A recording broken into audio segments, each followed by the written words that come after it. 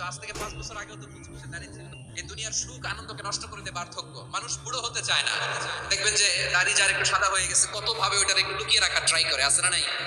হ্যাঁ, এটারে কলম দেয়, এটারে কেউ মেহেদি দেয়, এটারে কেউ কেটে কুটে। এই যে আমারও তো পাকতেছে এদিক দিয়ে।